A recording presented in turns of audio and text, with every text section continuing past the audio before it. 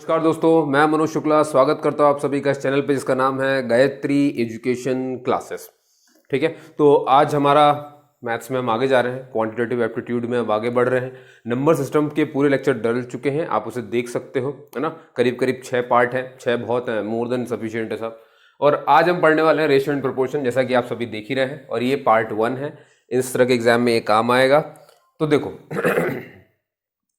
पहले थोड़ा सा कॉन्सेप्ट समझ लो भाई। इसमें दो चीजें आपको ध्यान देनी है। रेशो आपने हालांकि बहुत सॉल्व किए होंगे, देखा भी होगा। इस तरह का दिखता है, बीच में रेशो होता है, आजू बाजू नंबर होता है। जैसे मान लो मैंने लिया है मिल्क, मतलब मिल्क, और ये वाटर। मिल्क और वाटर का रेशो कुछ ऐसा है। तो रेशो का मतलब क्या होता है, और कभी कभी आप देखोगे कि हम मिल्क को, कुछ लोग आप देखेंगे 2x मान लेते हैं, कुछ लोग आप देखोगे 3x मान लेते हैं। इस तरह से काम चलता है। तो आखिर अंतर क्या पड़ता है जब अपन इसे सिर्फ रेशो में लिखते हैं और जब अपन इसमें ऐसे 2x और 3x लगाना शुरू कर देते हैं। तो यहाँ पर देखिए, जब आप इसे ऐसे लिखेंगे तब आप इसे कंपैरिजन में डाल रहे हो। इस तरह की चीज़ों को जब सिर्फ रेशो में लिखा जाए, एक्स वैक्स कुछ ना जोड़ा जाए, तो उसे कंपैरिजन कहा जाता है। और जब आप उसमें एक्स वगैरह लिख रहे हैं, इसका मतलब ये है, अभी इसका मतलब ही क्या होता है, इसका मतलब ये है कि कोई बड़ा सा हिस्सा है। अब देखिए, मिल्क और वाटर मिला दूं अगर एक ही डब्बे में, तो ये मिल्क और वाटर दोनों साथ में ही होंगे, है ना। दोनों साथ में होंगे, और दोनों साथ में होंगे तो 2 हिस्सा इस पूरे में जितना भरा हुआ है, 2 हिस्सा मिल्क है और 3 हिस्सा ये है। तो मतलब टोटल इसके 5 हिस्से हैं इस पूरे में। समझ में आ रही मेरी बात। तो इसमें क्या है ना, हम हिस्से से बात करते हैं कि इतना हिस्सा इसका, इतना हिस्सा इसका है। यहाँ पर हम हिस्सों पे चलते हैं, ठीक है। और अब अगर मुझे मान लो कि ये हिस्सा हिस्सा नहीं बोलना है, तो मैं कैसे बात करूंगा उसमें कि भैया x नाम की कोई क्वांटिटी है और x में 2 जो है वो मिल्क है और 3 जो है वो वाटर है। समझ गए मेरी बात। तो इस तरह से काम चलता है। तो इसलिए इसे टोटल क्वांटिटी कहा जाता है। जब भी आप x वगैरह लिख देते तो ये टोटल क्वांटिटी बता देगा कि मिल्क इतना है। लेकिन जब आप लिखते हैं ना मिल्क 2:3 और ये इस तरह से रेशो में, तब आप ये नहीं बता रहे होते कि कितना है, तब आप बता रहे होते हिस्सा है बस, कि अगर ये है इतना तो उसमें 2 हिस्से इसके होंगे। तो उसमें हिस्से से मालूम चलता है, और यहाँ पर टोटल क्वांटिटी पता चल जाती है। अब खैर दोस्तों, ये तो खैर ये बात होगी कॉन्सेप्ट की, इसको छोड़ो, ये तो कोई नहीं पूछता आपसे। मेन क्वेश्चन आता, जरा देखिए इसको पढ़िए। The ages of A and B, भाई दो लोगों की उम्र, आपने से क्वेश्चन देखे होंगे, are in the ratio of 6:5। उनकी जो उम्र का रेशियो है वो 6:5 है, ठीक है। हमें ये नहीं बताया गया कितनी उनकी उम्र है ए और बी की, ये बता दिया गया है कि 6:5 में दोनों की उम्र बटी हुई है। And the sum of their ages, और उनके जो एज का सम है वो 44 दिया हुआ है, ठीक है। एज नहीं पता है लेकिन सम पता है। तो मतलब ये कह सकते हो आप कि a प्लस बी की जो एज है वो हमें पता है 44 है, ठीक है। 44 दोनों की मिला लो एज, ना a की पता है ना b की पता है सब, ठीक है। और बस कहा है what will be the ratio of their edges after 8 year. तो 8 साल के बाद उनके एज का रेशियो पता करना है अपने को। ध्यान रखिए, आखिरी में भी हमें रेशियो ही बताना है, ठीक है। ये पता करना है हमें साहब, ये रेशियो, ध्यान सुन लो, रेशियो पता करना है, वो भी 8 साल बाद।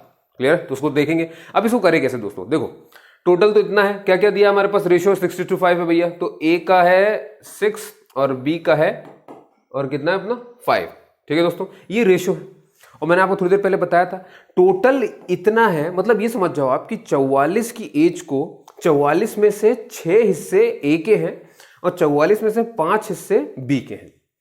समझिए इसका मतलब क्या हुआ। और अगर इतने हिस्से हैं दोनों के, तो दोनों के मिलाकर के कुल हिस्से कितने हो गए, 11 हिस्से हो गए भैया, 11 पार्ट है। कहने का मतलब आप समझ चुके हो कि 6 और 5 में ही तो बटा है 44 का पूरा। यानी 44 की जो उम्र है वो 6 में भी बटी हुई है। उसका 44 का 6वां हिस्सा, 6 हिस्से ए की उम्र है और उसके 5 हिस्से बी की उम्र है। तो टोटल हिस्से 11 हैं, और इन 11 हिस्सों के बराबर ही तो है अपनी 44 की एज पूरी। तो क्या मैं एक पार्ट में पता कर लूं कितनी एज है, उस हिसाब से मैं इनको मल्टीप्लाई कर दूंगा। तो जैसे ही मैं देखूंगा 11 एकम 11, 11 चौक 44, तो एक पार्ट में कितनी एज आ रही है, 4 की एज आ रही है भैया, ठीक है। तो अब मुझे पता करना है कि ए के पास तो 6 पार्ट है और एक पार्ट की वैल्यू 4 है। तो इसमें मैं कितने का गुणा कर दूं भैया, ये इसकी उम्र निकालने के लिए 4 का, और ये 5 पार्ट है और एक पार्ट 4 एज के बराबर है। तो इससे मुझे एज मिल जाएगी। तो 6 चौक 24 और 5 चौक 20, तो 20 हो गई ए की और 24 हो गई, सॉरी 20 हो गई बी की और ये हो गई इसकी। बात समझ में आ रही है आपके। तो ये तो हमें उनकी ओरिजिनल एज मिल गई भैया, है ना। अब आप देखेंगे 24 + 20 44 ही होगा दोनों को मिला करके। लेकिन हमसे पूछा क्या गया है, आपको फिर से रेशियो ही बताना है, और वो भी 8 साल के बाद। तो अभी अगर इतनी उम्र है 24 और 20, तो 8 साल के बाद निकालना है। तो 24 प्लस, भाई 8 साल बढ़ा दो, 24 + 8 और 20 + 8 कर दो, दोनों की 8-8 साल बढ़ेगी उम्र। तो 24 और 8 कितना हो जाएगा साहब, ये हो जाएगा आपका 32 और ये हो जाएगा आपका 28। और क्या बोला था, 8 साल के बाद 8 साल पहले बढ़ा लो और फिर उनकी रेशियो निकालो एज का। तो बस भैया निकाल दो यहाँ से। तो अगर मैं देखूँ तो क्या क्या है, 32:28, ठीक, 4 के पहाड़े से आप काट दो, 4 अट्ठे 32 है ना, और ये 4 7 28, तो आ गया भैया नया रेशियो 8:7। ये तो निकालना था। बात समझ में आ गई दोस्तों, है ना। तो ये इतना आसान है, आप समझ गए होंगे बात को, रेशियो निकालना। चलिए ठीक है, ये खाली पन्ना है, किसी काम का नहीं। अब आ जाओ इसमें। अब क्वेश्चन आप बहुत ध्यान से देखना, कुछ क्वेश्चन मैंने उठाया इसमें से। 2a = 3b = 4c और पूछ लिया गया है a:b:c, रेशियो निकालना है, ठीक है। और नीचे वाले में देखो जरा, इसमें मैंने मल्टीप्लाई में दिए हुए नंबर, इसमें मैंने डिवीजन में दिए हुए नंबर। अंतर क्या होता है, बहुत सिंपल सा है। जब भी आपके पास ऐसे रहे, है ना, मल्टीप्लाई में नंबर रहे और आपसे रेशियो पूछा जाए, और जब डिवीजन में रहे और रेशियो पूछा जाए, तो क्या करना होता है, जब डिवीजन में हो जाए a/2, b/3 और c/4, जब ऐसा डिवीजन में रहे तो कुछ नहीं करो, =1 कर दो, ठीक है। अब एक एक को इक्वेट कर दो, जैसे a/2 को पहले बराबर रखो 1 के, फिर b/3 को बराबर रखो 1 के, और c/4 को रखो 1 के, तो आपको सारी रेशियोज मिल जाएंगे। तो जैसे ही मैं a/2 को रखूंगा 1 के बराबर, तो यहाँ से a की वैल्यू कितनी आ गई, 2, ठीक। ऐसे ही जैसे मैं b/3 को रखूंगा 1 के बराबर, तो यहाँ से b की वैल्यू कितनी आ जाएगी, 3, ठीक। ऐसे ही जब मैं c/4 को रखूंगा 1 के बराबर, तो यहाँ से c की वैल्यू कितनी आ जाएगी, 4।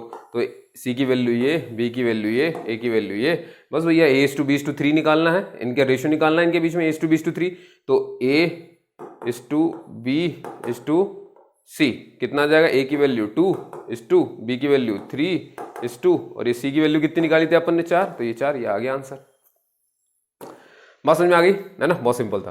तो ये तो हो गया जब डिवीजन में रहता है, लेकिन जब मल्टीप्लिकेशन में इस तरह से रहे और इक्वल रहे, इक्वल तो हर बार ही है, बस एक बार डिवीजन में थे, एक बार मल्टीप्लिकेशन में थे, तो कैसे करते दोस्तों, बहुत इजी सा है। तब भी आपको करना कुछ नहीं है, ये जो नंबर आगे इसके लिखे ना जो मल्टीप्लाई में, इन तीनों का निकाल लो आप एलसीएम, ठीक है। अब एलसीएम निकालने का तरीका बहुत आसान सा होता है, सबसे बड़े नंबर को देखिए और उसको तब तक डबल करते रहिए जब तक वो बाकी दो से डबल डिवाइड ना हो जाए, है ना।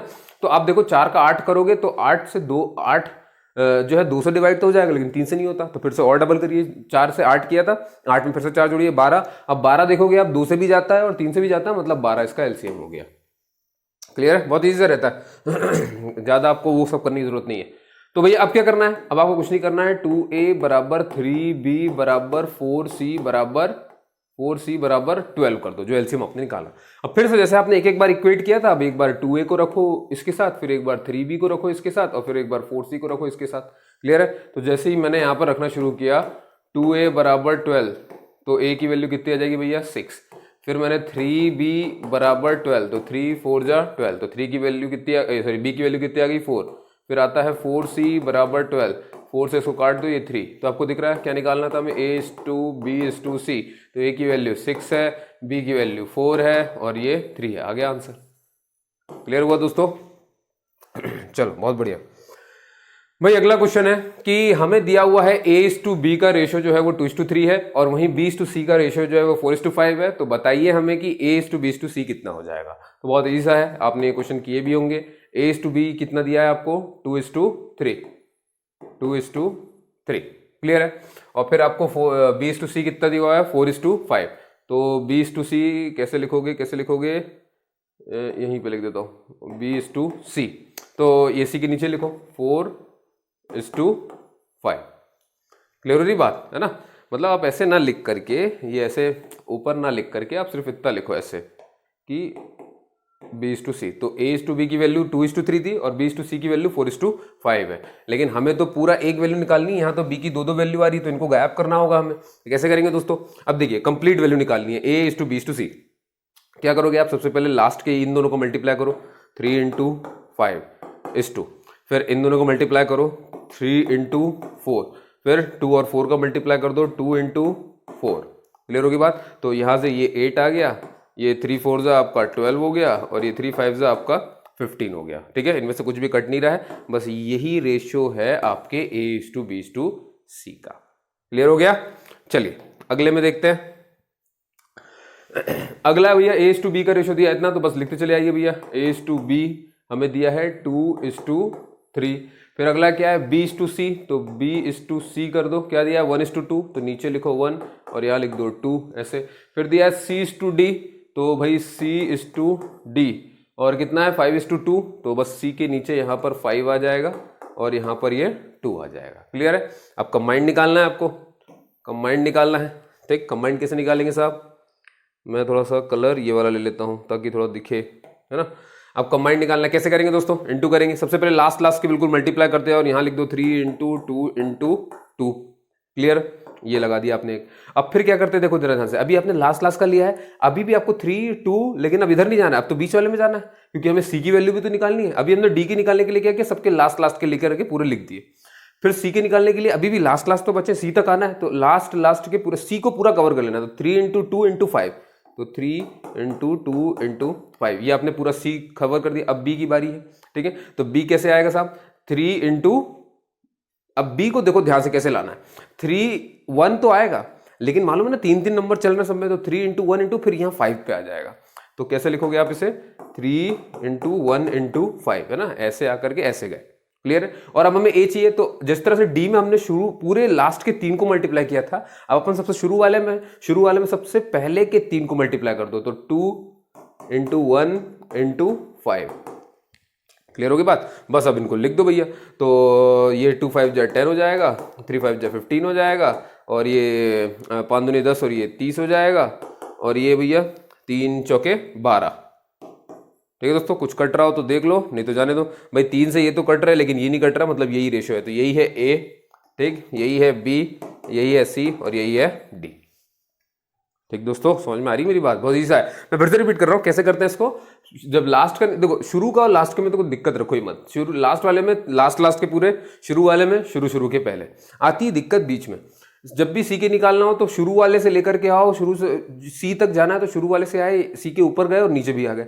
जब बी वाले का निकालना है तो 3 × 1 करके बस मत छोड़ देना, 3 × 1 और फिर 5 तक जाना है आपको। क्लियर होगी बात? और फिर बस वही पहले वाले बच्चे। चलो देखो और प्रैक्टिस कर लो भाई। हमारे पास फिर से दिया है A:B, कितना दिया भैया? 2:1। ठीक है, फिर B:C दे दिया है, कितना दिया है? 3:2, तो 3:2। फिर हमें C:D भी दे दिया है, तो C:D कितना दिया है? 1:2, तो 1:2। ठीक, और अब यहाँ पे तो D:E भी दिया है, अरे बाप रे, D:E भी दिया, और कितना दिया? 5:1, तो 5:1। अब दोस्तों देखो, ये क्वेश्चन ऐसा है कि आपको बहुत इत्मीनान से इसे सॉल्व करना होगा, इसलिए मैं पेन चेंज करूंगा। ठीक, देखिए शुरू में और अंत में कोई दिक्कत है नहीं। अगर मैं आपसे ई का पूछूं तो क्या करोगे आप? 1 × 2 × 2 × 1। ठीक, यही करोगे, तो यहां लिख दो भैया 1 × 2 × 2 × 1। ठीक, ये अपन ने लास्ट का लिख दिया। अब अपने को डी का निकालना, तो क्या बताया था मैंने दोस्तों? पहले 1 आओ, फिर 2 आओ, फिर 2 और फिर नीचे 5। ठीक है, तो कैसे लिखेंगे? 1 × 2 × ये 1 × 2 × 2 और फिर नीचे उतर गए 5। ठीक, रेशो क्लियर है? तो अपन ने डी भी, ई हो गया अपना, डी हो गया। अब अपने को सी पे ध्यान देना है। सी के लिए मैंने क्या बताया? अभी आपने बी के लिए किया था, देखो 1 से आओगे, 2 से आओगे, 1 जाओगे, लेकिन 5 भी ले लोगे, तो 1 2 1 5। तो ठीक, 1 2 1 5। क्लियर हो गया? अपन ने सी भी सॉल्व कर लिया साहब। अब बी देख लो साहब, बी के लिए क्या करेंगे दोस्तों? मालूम है ना, 1 3 तो रहेगा, फिर 1 भी रहेगा और 5 भी रहेगा। क्लियर होगी बात? नीचे के पूरे लेते जाएंगे, तो अपन क्या क्या लिखेंगे? 1 3 1 5, तो 1 × 3 × 1 × 5।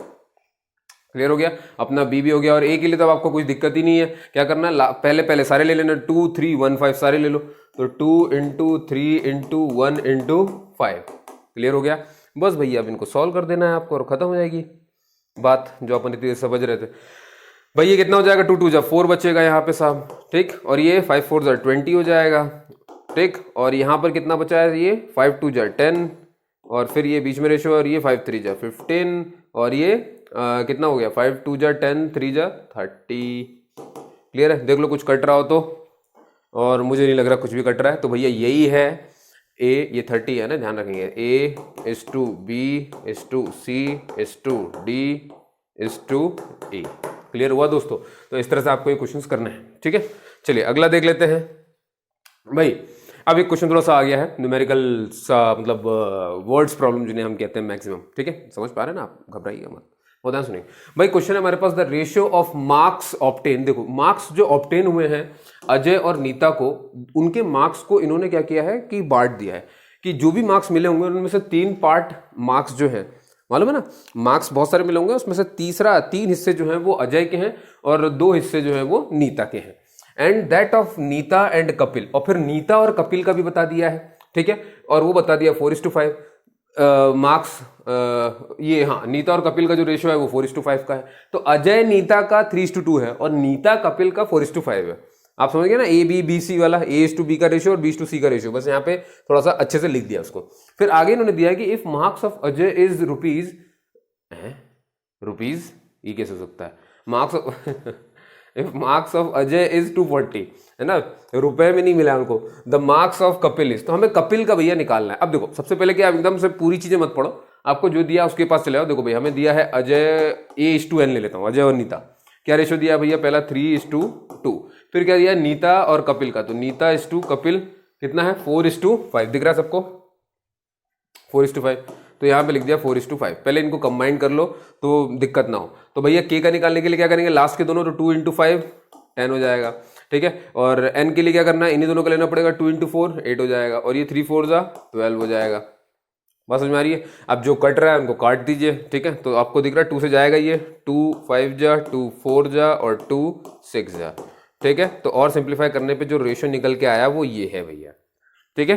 तो अब हमने क्या किया, अब देखो दिया क्या है उन्होंने ये कह दिया है कि अजय के जो मार्क्स हैं वो 240 है, ठीक।